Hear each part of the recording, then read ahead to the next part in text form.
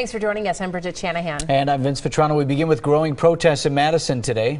It comes after Officer Matt Kenny shot and killed 19-year-old Tony Robinson in what police call a confrontation on Friday.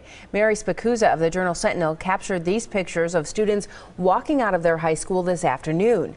And this tweet reads, "Students have turned to march toward Williamson Street, where Tony Robinson was shot and killed." Officer Kenny is on paid leave while the Wisconsin Department of Justice investigates that shooting.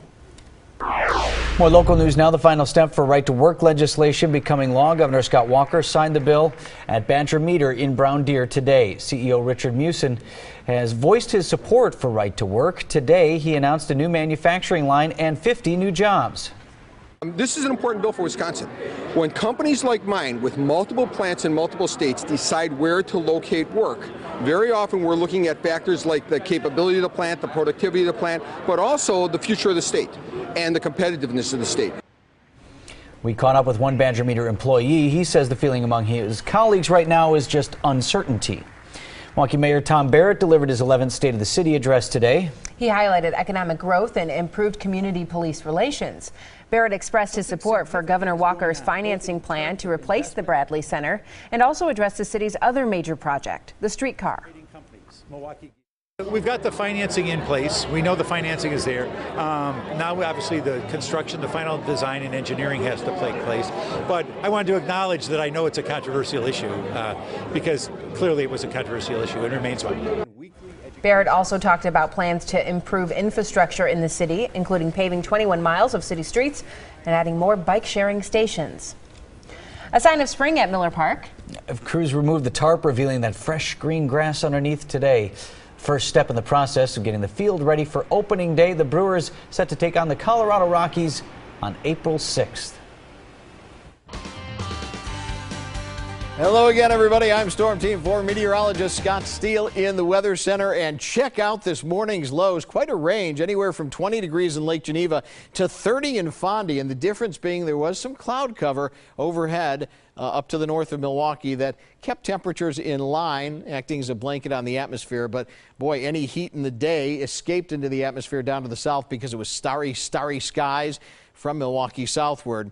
And with temperatures like this, I mean, we would have given anything to have high temperatures like this back in February. With temperatures like this, it's a great head start to the day, which is why we're seeing readings as warm as they are already.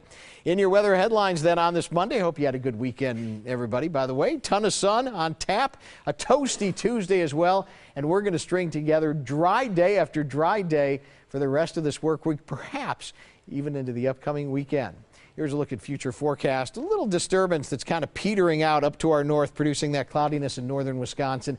It's still filtered sunshine up there, and they're enjoying a pretty decent day. No precipitation to speak of. Meantime, high pressure on down to our south is going to continue to be the dominant factor. This high pressure center eases off to the east, a little disturbance tracking to our south as well. And the next high pressure center approaches us with dry air well in place through the rest of this week.